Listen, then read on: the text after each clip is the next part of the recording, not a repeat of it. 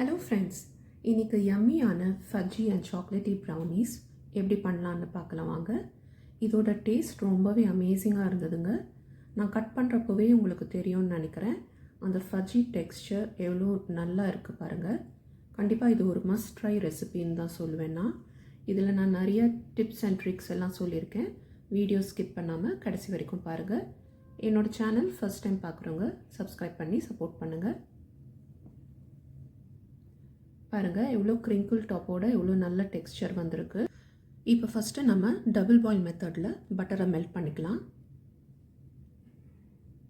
இன்றைக்கி நான் மெஷரிங் கப்பில் 1/2 கப் பட்டர் எடுத்திருக்கேன்.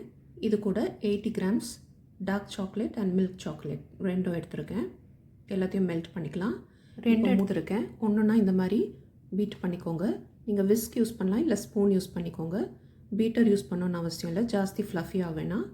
2 முட்டை இந்த மாதிரி தனித்தனியாக ஒன்றா மிக்ஸ் பண்ணிவிட்டு இப்போ இது கூட பொடி பண்ண சர்க்கரை 1 கப் சேர்த்துருக்கேன். இதையும் சேர்த்து நல்லா மிக்ஸ் பண்ணிக்கோங்க. முட்டையை ஒரு 5 மினிட்ஸ் மிக்ஸ் பண்ணியிருப்பேன்னா. முட்டையோட டெக்ஸ்சர் ரொம்ப ஃப்ளஃபி ஆகக்கூடாது. இப்போ இது கூட 1/4 கப் நாட்டு சர்க்கரை சேர்த்துக்கோங்க. இதையும் சேர்த்து நல்லா மிக்ஸ் பண்ணிக்கோங்க. இப்போ ஒரு 1/4 டீஸ்பூன் வெனிலா பவுடர் யூஸ் பண்ணியிருக்கேன். நீங்கள் வெனிலா எசன்ஸ் கூட யூஸ் பண்ணிக்கலாம். இப்போ எல்லாத்தையும் நல்லா மிக்ஸ் பண்ணிக்கோங்க.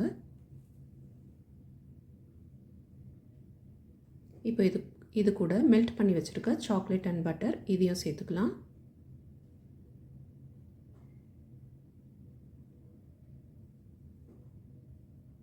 இப்போ எல்லாம் சேர்ந்து வர மாதிரி நல்லா மிக்ஸ் பண்ணிக்கோங்க.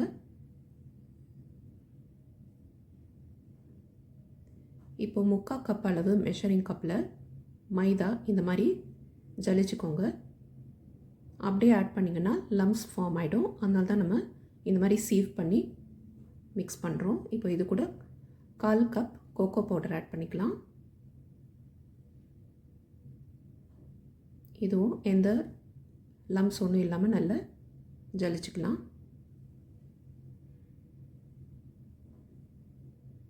இப்போ நல்லா மிக்ஸ் பண்ணிக்கோங்க. கட் அண்ட் ஃபோல்ட் மெத்தடில் நல்லா மிக்ஸ் பண்ணிக்கலாம். இதுக்கு நம்ம பேக்கிங் பவுடர், பேக்கிங் சோடா எதுவும் சேர்க்க போகிறதில்ல. கேக்கு தான் நம்ம அதெல்லாம் சேர்க்கணும்.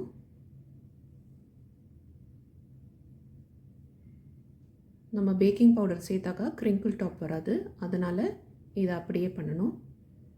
இப்போ கொஞ்சம் மில்க் சாக்லேட் கட் பண்ணி வச்சுருந்தேன்னா அதையும் இந்த பேட்டருக்குள்ளே நல்லா சேர்த்துக்கலாம்.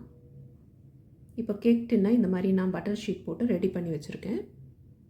கொஞ்சம் மேலே ஆயில் அப்ளை பண்ணிவிட்டு இப்போ நம்ம ரெடி பண்ணி வச்சுருக்க பேட்டரை இதில் சேர்த்துக்கலாம்.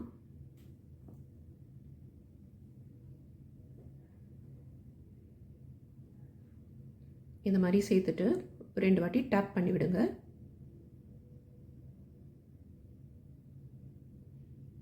இப்போ மேலேயும் இந்த மாதிரி கொஞ்சம் சாக்லேட்டை கட் பண்ணி இந்த மாதிரி தூவி விடுங்க.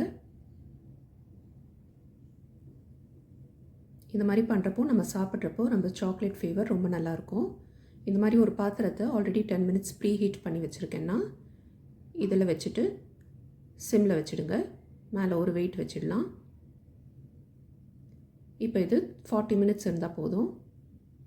இந்த மாதிரி டூத் பிரிக்கை வச்சு செக் பண்ணுறப்போ க்ரம்ஸ் கொஞ்சம் ஒட்டியிருக்கும். ரொம்ப க்ளீனாக வர வரைக்கும் நீங்கள் வெயிட் பண்ணிங்கன்னா உங்கள் ப்ரௌனிஸ் வந்து கொஞ்சம் ஹார்ட் ஆகிடும். அதனால் இந்த ஸ்டேஜில் நம்ம ஸ்டவ்வை ஆஃப் பண்ணிடலாம். பாருங்கள், இந்த மாதிரி இருக்கணும்.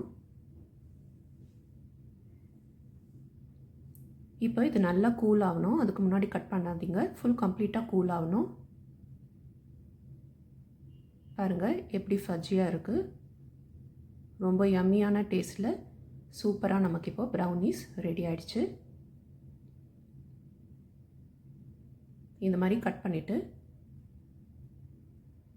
டேஸ்ட் பண்ணி பாருங்கள். நீங்கள் பண்ணுற கேக் டின் நல்லா ஷார்ப் எட்ஜாக இருக்கணும். என்னோடய டின் அவ்வளோ ஷார்ப் எட்ஜாக இல்லை, அதனால் கொஞ்சம் பிளண்ட்டாக வந்திருக்கு.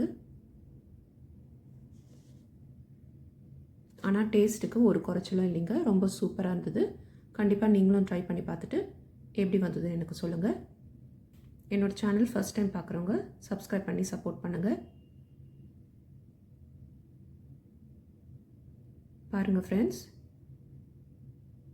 ப்ரௌனியோட டெக்ஸ்சர் எவ்வளோ நல்லா இருக்குது. இதே மாதிரி நீங்களும் ட்ரை பண்ணி பார்த்துட்டு எப்படி வந்ததுன்னு எனக்கு சொல்லுங்கள்.